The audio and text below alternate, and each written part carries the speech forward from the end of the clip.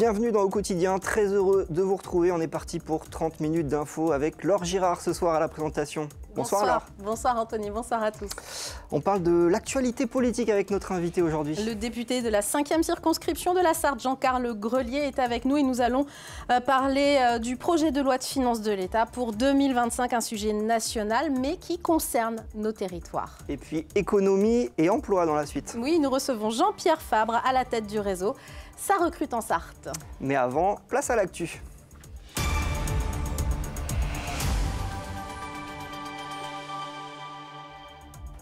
Et bienvenue dans cette édition d'Au Quotidien du vendredi 29 novembre. Au sommaire, la police municipale en grève. Les municipaux du Mans sont inquiets au sujet de leur régime indemnitaire, mais aussi pour leur propre sécurité face à l'augmentation des incivilités.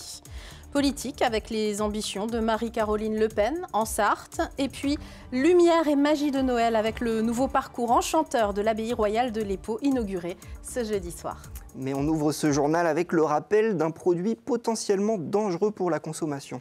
Du saumon vendu chez Lidl est potentiellement contaminé par la bactérie Listeria.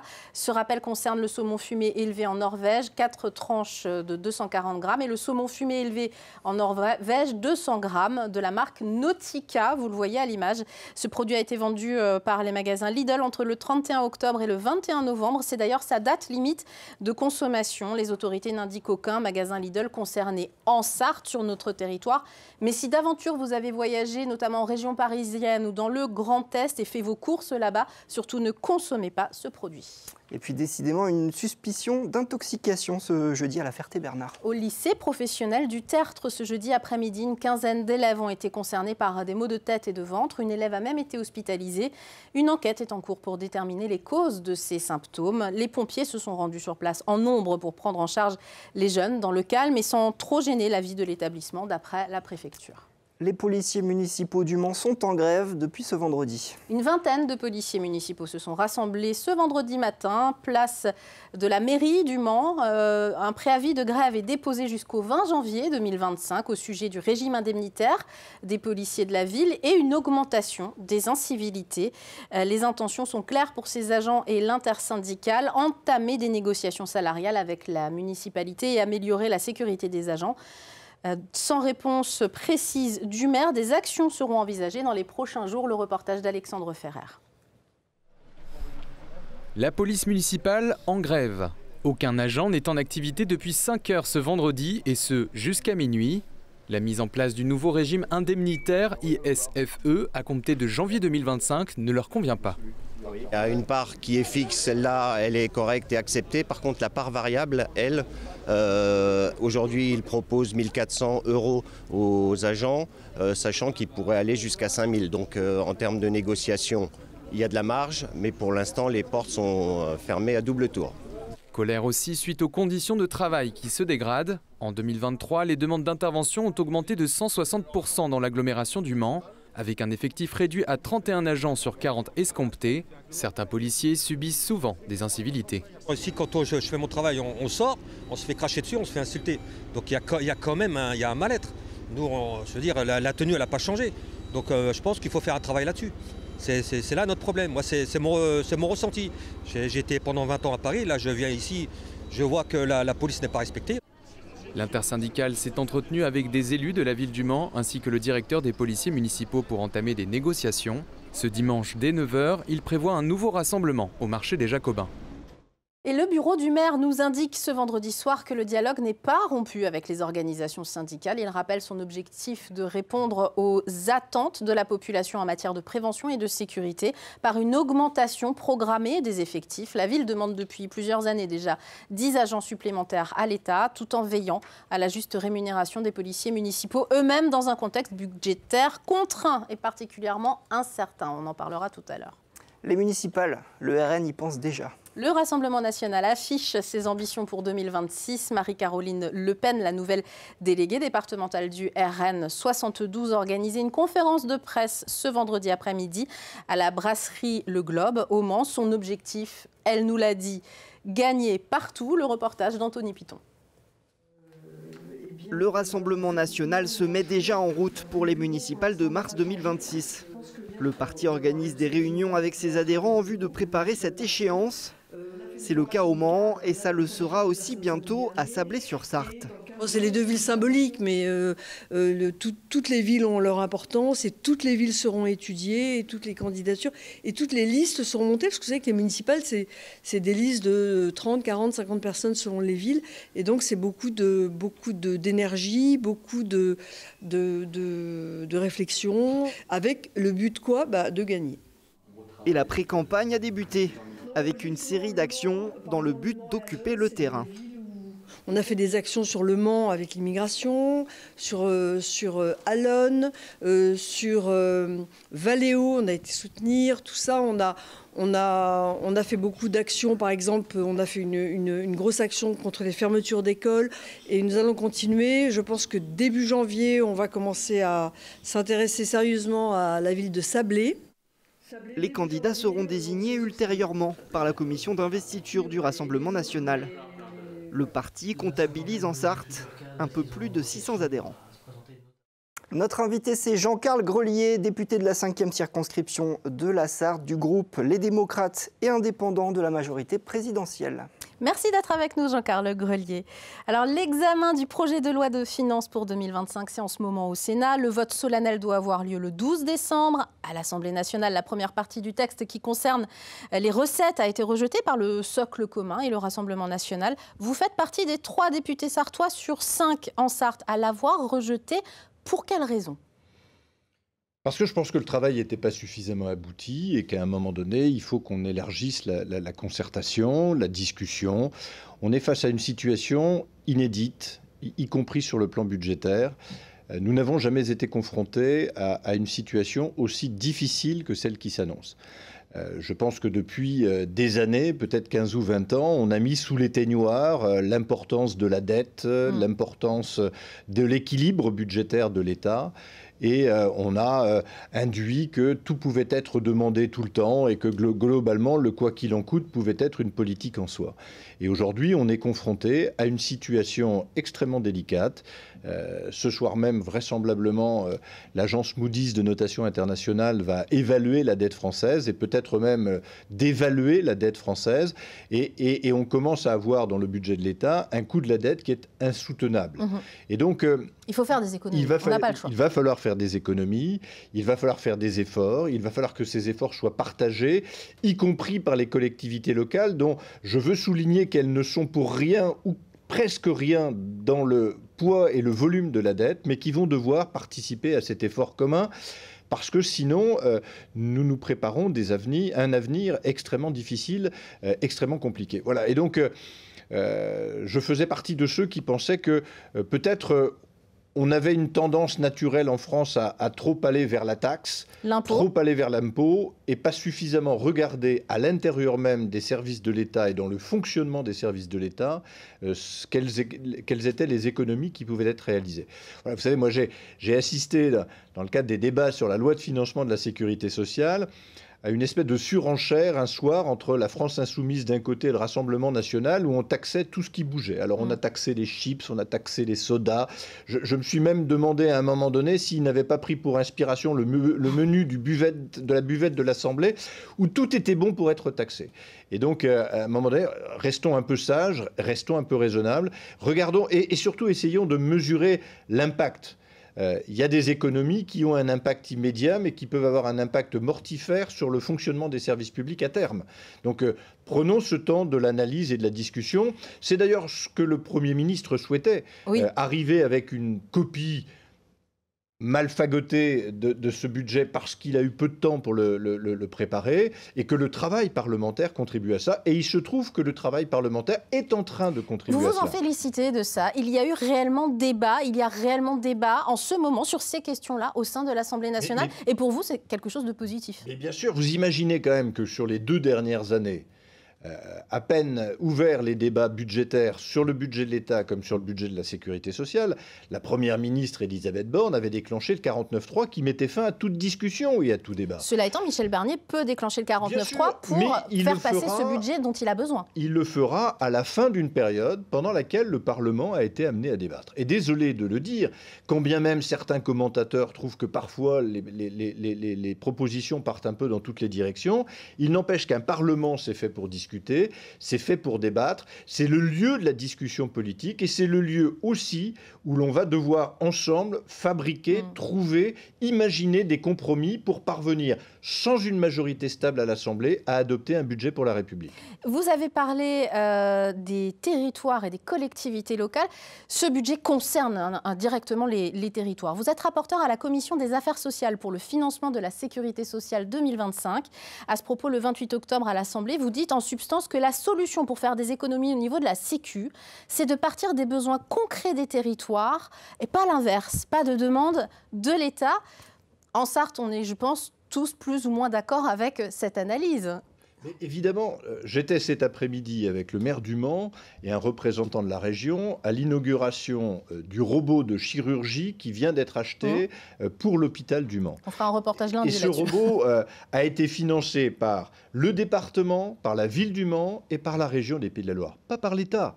C'est dire si c'est depuis les territoires, avec l'énergie des acteurs du territoire, les médecins de l'hôpital, la direction de l'hôpital et les élus locaux que nous sommes parvenus à avoir cet outil, qui est un outil qui propose aux habitants de notre département de l'excellence en matière de santé et qui propose de l'attractivité pour attirer vers l'hôpital du Mans des étudiants en médecine. Ce constat, vous n'êtes pas le seul à le faire aujourd'hui. Est-ce que vous êtes entendu au niveau du gouvernement ?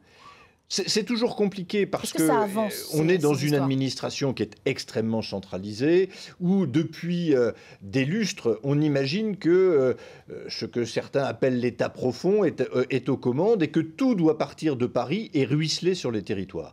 Moi, ma conviction forte, notamment en matière de santé, mais ça n'est pas vrai qu'en matière de santé, c'est qu'on reconstruira les choses depuis là où vivent nos concitoyens avec leurs enfants et leurs parents âgés. C'est comme cela qu'il faut qu'on repense le système. Et le dire notamment en matière de santé, ça ne coûte pas plus cher. Il s'agit juste à un moment donné d'imprimer à l'administration qu'on va être dans un système qui va être ascendant et non plus dans un système exclusivement descendant. D'un mot, vous restez optimiste ? Toujours. Bon, tant mieux. Merci en tout cas d'être venu nous apporter ces éclairages sur le fonctionnement de ce débat important et dont on parle beaucoup dans les médias, notamment nationaux. Merci. Merci à vous. Au sud du Mans, la circulation va être chamboulée, mais pas pour des travaux. Non, c'est le retour des illuminations de l'EPO. L'an dernier, les visiteurs stationnaient un peu n'importe comment. Il faut bien le dire, cette année, donc, le département met en vigueur un plan de circulation du 29 novembre au 5 janvier. Déjà, la rue de l'Estérel sera limitée à 30 km/h. Dans cette rue, interdiction de se garer sous peine de se faire enlever la voiture, mais aussi de tourner directement, interdit également de tourner directement à gauche, sur la gauche, quand vous allez sur le parking de l'abbaye de l'EPO. Ça, c'est pratico-pratique, mais je pense qu'on l'a tous vécu. Le parking sera d'ailleurs exclusivement réservé aux personnes à mobilité réduite et aux deux roues. Pour les autres, il faudra se garer parking du Verger. Et tout ça, c'est en raison du renouveau des illuminations à l'abbaye de l'EPO. Oui, 9e édition de ce voyage lumineux et sonore avec un nouveau parcours. L'an dernier, l'événement avait attiré 58 000 visiteurs pour partager la magie de Noël dans l'un des lieux les plus majestueux de notre département. Découverte de ce parcours avec Colin Ancel. Une pression sur cette tablette et l'abbaye de l'EPO se pare de son plus bel habit de lumière, avec un nouveau prestataire pour renouveler cette balade onirique. On est tombé un petit peu amoureux du site dans sa dimension aussi bien patrimoniale qu'environnementale. Il y avait une magie qui respirait, qui insufflait cet espace, qui nous a donné envie de répondre à notre manière avec notre proposition. Une proposition qui semble séduire. C'est une nouvelle approche, sans doute avec une création artistique nouvelle qui est offerte et je pense que ça plaira, comme les autres éditions, à beaucoup de Sartois. C'est le moment où on a le plus de Sartois et de visiteurs et tous les ans on est en augmentation, donc on essaie de faire un peu plus tous les ans avec des innovations différentes. Par exemple, cette année, le cloître est habité par des anges en papier, une œuvre conçue pour l'événement par une artiste normande. Moi qui aime travailler l'espace, le volume, le monumental, c'était absolument fabuleux, quoi. C'était vraiment du plaisir. Avec aussi 8 fontaines géantes à LED intégrées et de nouvelles installations lumineuses, au total 135 000 lucioles et 450 lampes solaires jonchent le parcours. Ne manque plus que les visiteurs avec l'ouverture officielle ce vendredi. Ce qui m'intéresse avant tout, c'est d'entendre, d'écouter, d'avoir un feedback sur les ressentis aussi bien des commanditaires que des publics pour être encore meilleur l'année prochaine. Le prestataire est engagé pour 2 ans avec une année reconductible. La visite de cette 9e édition s'ouvre ce vendredi à 17h30 jusqu'au 5 janvier 20h30. Tous les horaires et les informations pratiques sont à retrouver sur le site du département de la Sarthe. On se quitte avec un coup de chapeau pour une association du Mans. Qui a reçu ce jeudi à la Maison de la Radio à Paris le Grand Prix du jury de l'inclusion dans le sport dans un concours organisé par le journal L'Équipe avec France TV et France Info. Inaya, c'est le nom de l'association, est un club d'athlétisme du Mans qui propose des entraînements encadrés aux enfants et aux adultes. Son projet Lame de joie équipe les enfants amputés de lames de carbone dans le but de leur permettre de pratiquer une activité sportive, en l'occurrence l'athlétisme. Bravo à eux. Merci beaucoup Laure. Au quotidien revient dans quelques instants. Pour la suite, ça sera juste après la météo et une courte page de publicité. A tout de suite.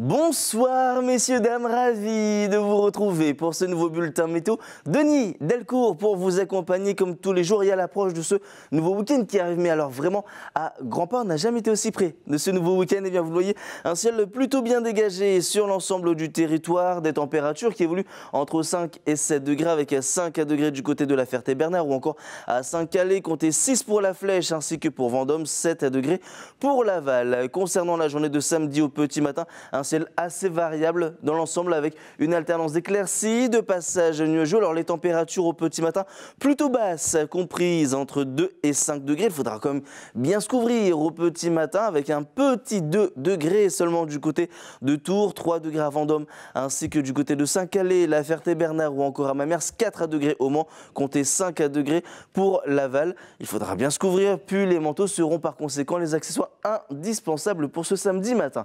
Pour la suite de votre journée, le ciel restera assez variable avec toujours une alternance d'éclaircies et de passages nuageux, des nuages un petit peu plus marqués notamment sur la partie ouest du territoire et les températures qui évoluent entre 8 et 10 degrés. Globalement des températures qui seront un tout petit peu au-dessus des normales de saison mais sans trop d'excès non plus. Comptez 9 degrés pour Laval ou encore à Vendôme, 9 degrés également du côté d'Angers, 10 degrés au Mans ou encore pour Port-Valin ainsi que pour Malicorne. La journée de dimanche s'annonce plutôt calme avec toujours un ciel variable, un temps qui sera globalement propice aux activités en extérieur. Et puis pour la journée de lundi, on pourra retrouver une perturbation avec de nombreux nuages, quelques gouttes de pluie. Alors on affinera tout ça bien évidemment lors d'un prochain bulletin météo. En attendant, je vous souhaite de passer une excellente soirée, surtout les amis, un très bon week-end.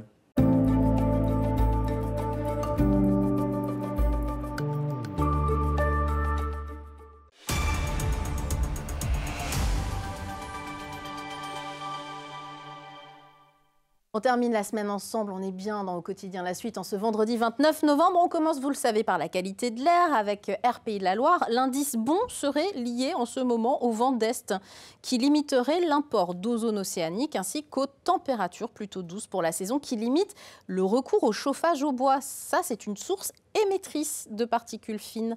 On ne le sait sans doute pas assez. Et ça continue ce samedi. L'air sera bon, vous l'avez vu. On ne parle pas d'air du tout avec Jean-Pierre Fabre, notre invité, l'administrateur, créateur du groupe Facebook Ça recrute en Sarthe. Non, on va parler d'emploi, on va parler de dynamisme de notre territoire avec vous, Jean-Pierre Fabre. 77 000 membres déjà, beaucoup de gens participent, mettent leur CV par exemple, des propositions d'embauche. Partout en Sarthe, c'est le principe même de cette page Facebook au départ. Absolument, c'est un groupe d'échange. C'est plus qu'un site web de partage d'annonces, c'est avant tout un groupe d'échange. Les gens discutent entre eux, se posent des questions, interrogent les autres sur une entreprise, etc. Donc c'est vraiment un groupe de partage d'informations. Avant toute chose, j'ai envie de vous demander si vous avez des anecdotes, par exemple, sur des gens qui auraient trouvé des boulots comme ça en échangeant avec d'autres personnes sur le groupe. Malheureusement, on n'a pas assez de retours parce que, bon, une fois qu'ils ont trouvé du boulot, ils ne pensent pas forcément à avertir tout le monde.